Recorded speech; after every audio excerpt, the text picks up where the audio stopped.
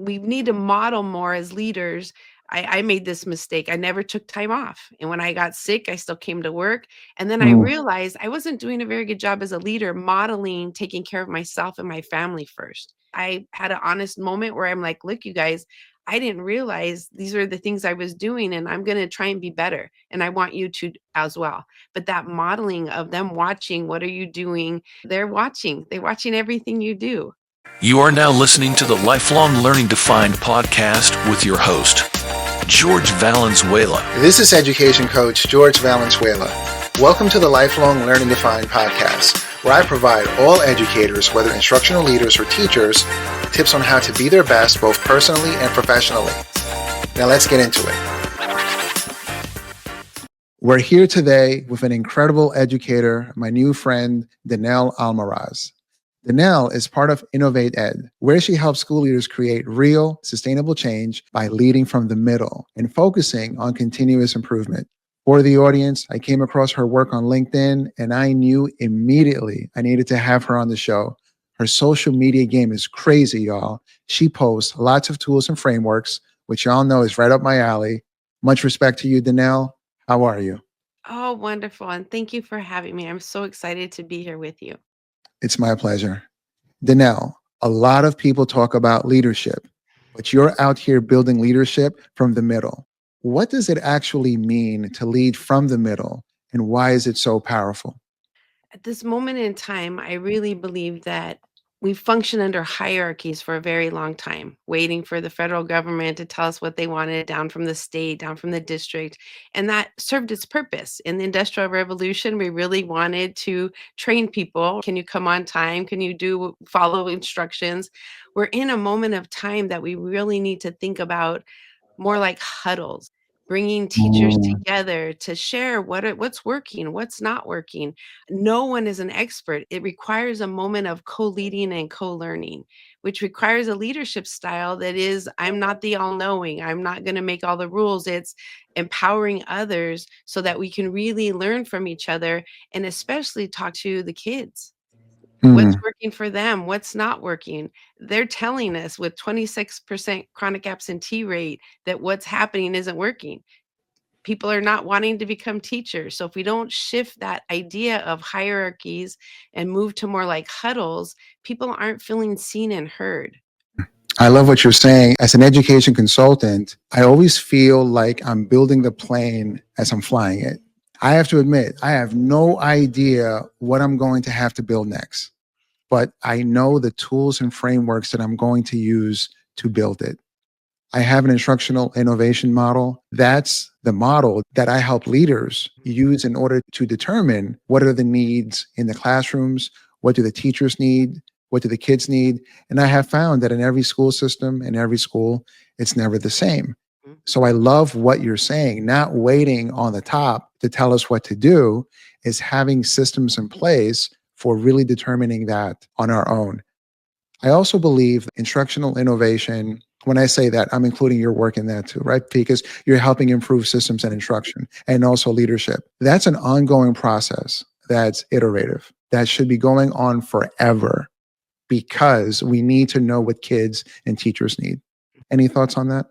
Oh, 100%. And I'm with you. A framework is very helpful to help make decisions. First and foremost, that clarity of focus. What do we want for kids? The world has changed. We're preparing for them for a world that we don't even have any idea what it's going to look like. So it really requires us to sit down and talk about what do we want kids to walk away with? That curiosity, that creativity. Can they collaborate? Can they communicate? Mm. And I don't like the word AI literacy. To me, that is more like, let me teach you these tools I think you need to know. I want AI fluency. I want them to look at Mm. problems and say, which AI tool will help me do this best?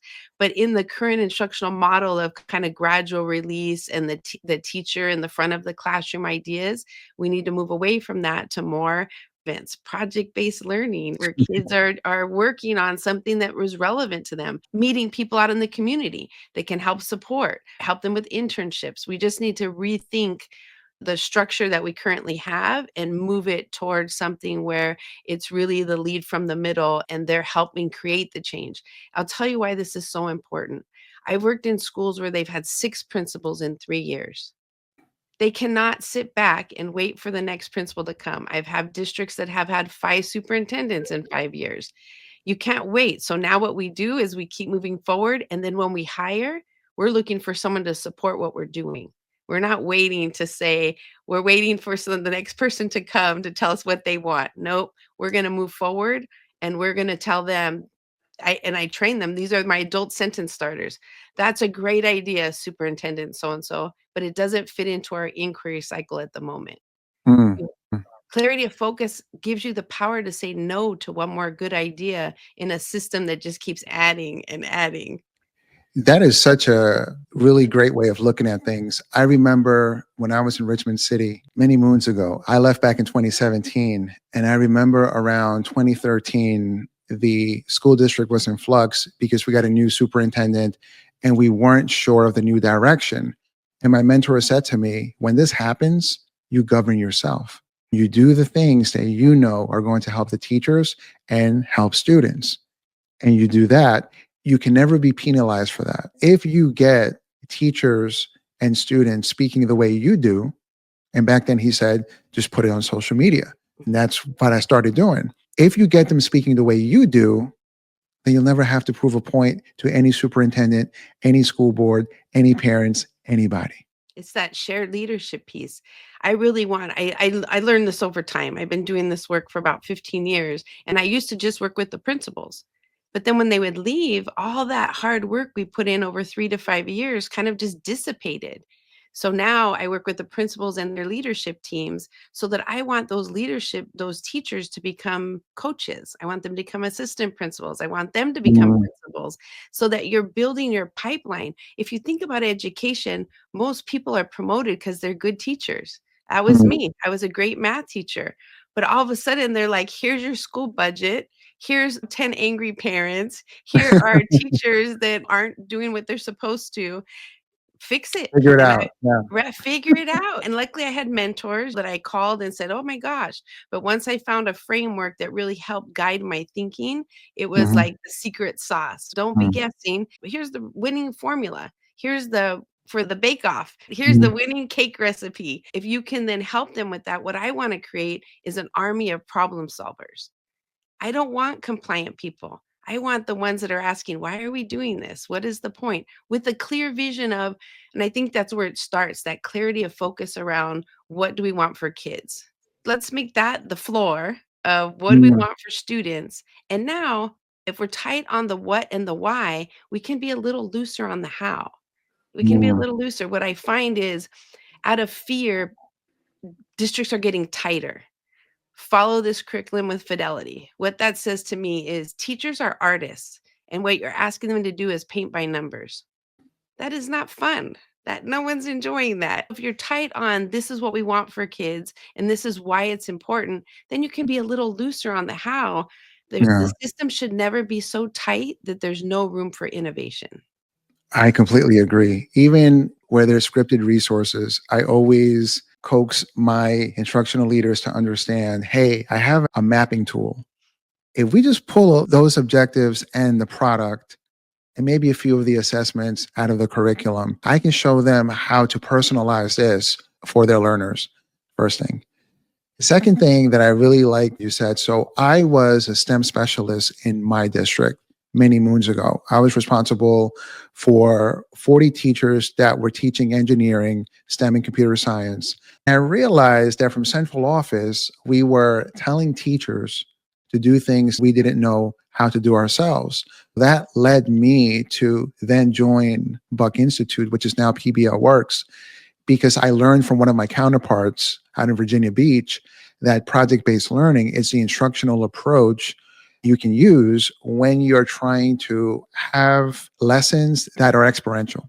I became an expert in that just so I can train teachers. But I found that's not always well received, even if you know what you're doing, especially if it's not the mandate from the top. What are your thoughts on that? It's back to not so tight, there's no room for innovation. And I do find that it's just a different the same thing. I was a math teacher and I can do any math lesson, but they take better to their own colleagues. I don't mind helping them prep for the PD or get ready, but I am not going to be the sage on the stage. They Mhm. need to see their teachers up there doing it because it's always, oh, well, of course she can do it. She had 2 days to prep or a whole week to prep. I want them to see their own colleagues. And this is the other reason why. When I leave, I want them to have someone to go to say, "Hey, you got up and shared that great strategy or that what you're doing." Now they have someone to go talk to that they feel Mm. comfortable with. Because what I found is I would do a PD with them and I would leave. Then I would come back a month later and like, "Oh, I tried that and I had some trouble." And I said, "Oh, and then what happened there?" "I just waited for you to come back." I was like, "No, no waiting." Just You have email all these you. people on your campus that are No, no. experts at this, probably far beyond me, but they weren't utilizing the collective expertise of the people on their campus. And that's one of the greatest ways to begin to kind of create that collective expertise is by highlighting them as people that are experts or people that are trying something different. If you're watching this on YouTube or listening on Spotify or iTunes, please hit the subscribe button. Please hit the like button and share this episode with your family, friends, and colleagues who are interested in self improvement through lifelong learning. And now for a word from one of our sponsors. We had the pleasure of listening to George this morning on project-based learning, and he shared his story that his aunt encouraged him to go into education. And she was absolutely right. He is so talented at sharing information in a way that's easy to digest and is inspiring to go back and actually implement and make change. So my takeaway is that Mr. Valenzuela was very inspiring. He was very motivational and helped me to think about a new way of getting my teachers excited. When I set out to do a workshop, my key deliverable is energy. And this momentum is used to make connections, inspire, educate, and ultimately transform the audience so that they're compelled to take that same energy back to their schools and communities. And although we have fun, we tackle the hard topics of today, like educational policy, pedagogy for improving curriculum and instruction, and empowering today's students by connecting our work to the needs of the workforce.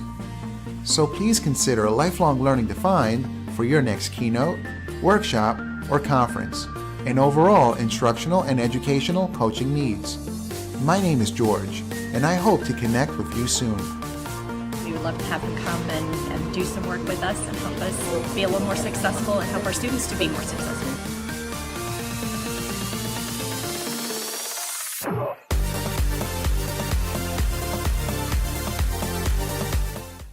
Danelle, you talk about equipping leaders and teachers with tools and mindset. Let's keep it real. What mindset shift do most leaders or teachers have to make before they can drive real change? I'd say back to the hierarchy. So change of mindset of it's not come in with a full agenda and it's all my ideas. You really have to have that piece. And then inspiration. We Mm, often bring in leaders and we show them how to frisk and write people up. I've never seen a teacher work harder because they got written up. mm. They I are guess I'm doing mad. the best they can. They need support and they need inspiration. They need vision. They need feedback. I often am very sad when I hear that's all they get is a training on how to write people up. But who teaches you how to inspire others? Mm, You got promoted because you were a good teacher. But sometimes they'll be like, you call the district office and say, "Hey, I need help. This teacher has been late a couple times and they want you to write them up." Instead, you need to sit down and have a conversation. What can I mm, do to support you? And normally you'll find out they're going through a divorce, their kids are sick, their husband lost their job, whatever it might be. But you need to be a good listener. You really need to listen to what is going on with them because that wins you the gold. I released a couple teachers to be with their kids for their first day of kindergarten. I covered a class because their car broke down and they were running late. But those are wins because now you can get them to try things that they're uncomfortable with because they know you have their back. All right. So you just inspired me to share a story that I've never shared on this platform. Back in 2011, I was still an instructional specialist. I went through a major loss in my life. It Mhm. was major. Before that loss, I did have losses, but because they weren't as important, I guess, or I didn't understand the gravity of it, I would just, as a defense mechanism, ignore it and keep it pushing. But this one time, I had to feel it to heal it. For like a stretch of 6 to 7 months, I was not emotionally where I was supposed to be. I even took some time off from work. In fact, I had never taken time off, but I took time off outside of the regular vacation time. I had to get my evaluation in June, and I met with my supervisor, Dr. Ernestine Scott, and my evaluation was good. Everything was ME, meets expectations, some exceeds, but nothing lacking. And I was shocked. I said, I thought I would have a bad evaluation. And she said, why? I said, well, I took some time off. I was going through some things. She said, to be honest with you, yeah, there were times that emotionally you weren't here, but physically you were always where you were supposed to be. Whatever you went through never impacted our master schedule or the calendar. You did your job and you did it well. Could you have done it better? I think so. This is the part that I'm not going to write, but I'm going to tell you. I have found in my experience that young people, I was younger back then, young people have a very difficult time nowadays, for whatever reason, dealing with very high emotional difficulty.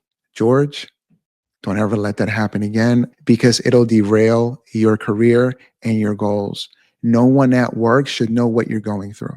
So I really appreciate what you said, because sometimes something happens that's out of our control that we have to deal with. Fortunately, work can't always come first. We need the type of leaders that will recognize that in our teachers and our younger leaders, and have those conversations, pull our coattails, and let us go through what we need to go through, but then help us understand what we could have done better.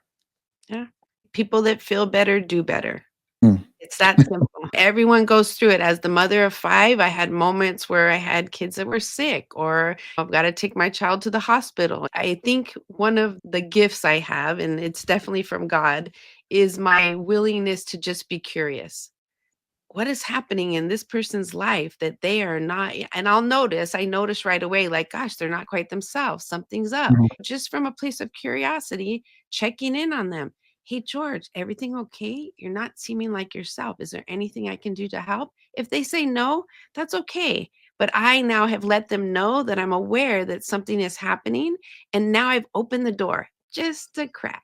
Mm. So that if you do decide, like, you might say no at the moment because you're caught off guard, you weren't ready for me to come and say, "Are you okay?" Normally what will happen is the next day, the end of the day, they'll come in and say, "Gosh, I didn't think anyone noticed I was having a hard time." I said, "Well, normally you're here at 7:15. I've noticed you kind of rolling in just barely under the wire." You can tell when people are feeling disheveled. The fact that you notice is the first step. And then they'll say to you, "This is what's going on. This was happening. I didn't really want to tell anyone. Of course, your secret's safe with me. If there's anything I can do to help you, please let me know, and take care of yourself first." I don't want, we need to model more as leaders. I made this mistake. I never took time off. And when I got sick, I still came to work. And then I Mm. realized I wasn't doing a very good job as a leader, modeling taking care of myself and my family first. I had an honest moment where I'm like, look, you guys, I didn't realize these are the things I was doing, and I'm going to try and be better. And I want you to as well. But that modeling of them watching, what are you doing? They're watching everything you do. If you're watching this on YouTube or listening on Spotify or iTunes, please hit the subscribe button. Please hit the like button and share this episode with your family, friends, and colleagues who are interested in self improvement through lifelong learning. And now for a word from one of our sponsors. We have a lot of teachers that have come from non-traditional pathways, especially in the past few years.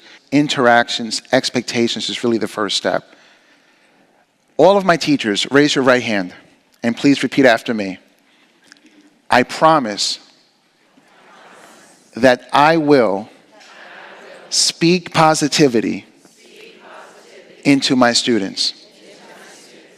All of my administrators, all my directors, all my principals, all my coordinators, raise your hands, please, your right hand, and repeat after me. I promise that I will speak positivity into my faculty and staff.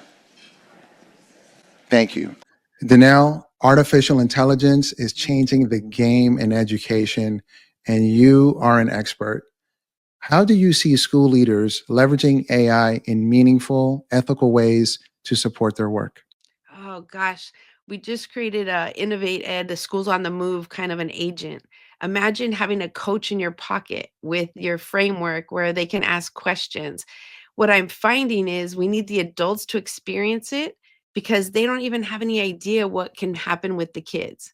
If we Mm, don't begin to dabble and try things, but imagine big data, right? You can take lots of data, parent surveys, student surveys, and you can really, if you ask the right prompt, get some deep understanding of where things are. Where in the past, I had to read all of the comments, all of the questions. Now you can kind of get a synthesis of what are the big takeaways? What are the next steps?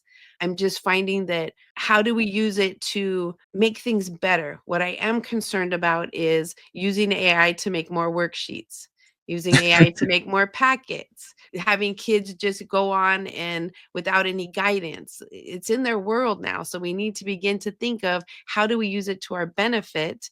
And we as adults need to begin to dabble with it so that we understand its potential. I run across many educators, principals, superintendents that haven't even opened ChatGPT or Claude to try a basic, what can it do?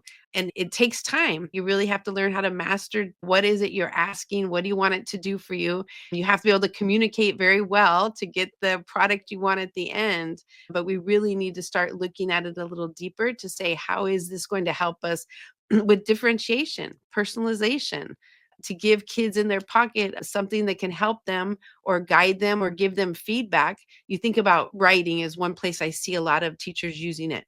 In order for kids to become better writers, they have to get feedback that's timely, specific, and inspiring. And if you mm. think about a teacher, what do we violate? The timely. We're mere mortals. I have 180 to grade. Now imagine kids can get instant feedback on whatever it is they're writing. They're going to become better writers if they're using it as the second phase. Write Mm. your rough draft, get your ideas. You're still the human in the mix, but now have it give you some ideas. How could I make this better? How is my conclusion? And now the teacher's seeing the chat or they're seeing the second or third version rather than the first version that wasn't so great.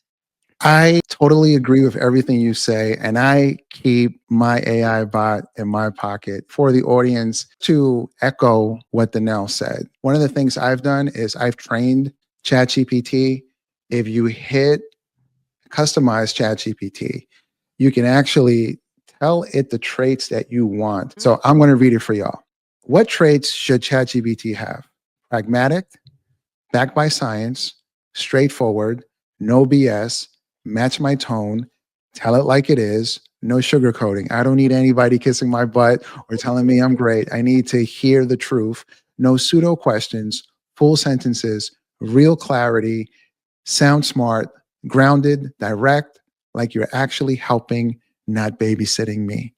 Y'all, there is no excuse. If you're a leader, if you're a teacher, if you're an adult, there is no excuse not to use artificial intelligence tools in a way that's going to help you make better decisions, make you smarter, navigate very difficult things, even the gym, diet, whatever it is, not just work. It can really come in handy and help you navigate a lot of things. What a perfect way to end the show. But Danelle, I'll give you one last word on AI. Oh, I would say don't be afraid. Jump in and try, and it doesn't have to be educational. I think the first thing I started with was I took a picture of my refrigerator and said, "Of what I have in here, what are some options of easy things, high yield, low prep things I can make for dinner?" But begin to dabble and see what can it offer and how can it make things it's almost like a thought partner. You Yeah. are still the one deciding, and I often will say, "No, I don't like that response. Like, give me some more ideas. Give me 3 more Mhm. ideas." But begin pushing the boundaries because we can't introduce it to our kids until we understand how it works, and we need to see the power in it as a personalized thing, object, bot, agent, whatever you want to call it, but it's in the lives of children now. We really need to understand how it works so that we can help them better use it. All right, let's put this up to God. How can people contact you to speak at your school, conference, or event? Oh, I would love to help anyone can. So LinkedIn is a great place. Danelle Almaraz, innovateed.com is another place. Facebook, I'm on Instagram, but I love to share, love to help. If there's anything I can do to assist, I am definitely a servant leader in a moment where we need more servant leaders. That's it for this episode. Until next time, this is the Lifelong Learning Defined podcast. Whether you're a teacher or administrator, you lead by walking alongside your students and your staff. You teach them what to do. You model for them. Let's say you're in a situation where you don't know what to do and you bring in a coach or a resource, you learn alongside them. Okay? Does that make sense? Okay. Now, the second thing is this. Give your people feedback, not pushback.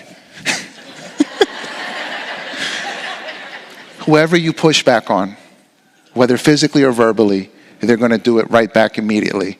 And if they're intimidated by our position, our status, they're going to do it behind our backs and ruin our programs. My guy.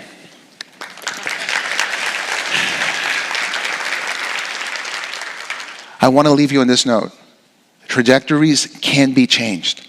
When I was in 10th grade, here's a snapshot of who I was in 10th grade. There's a rapper named Rakim. I'm not sure if you guys know about Rakim, but he used to say, it's not where you're from, it's where you at. And I played that on my headphones at 16 years old every day until I believed it. I'm showing you this because I'm seeing versions of this throughout American schools. This is your reality of what you have to face. If I can do it, any kid can do it, but they have to work hard. Thank you.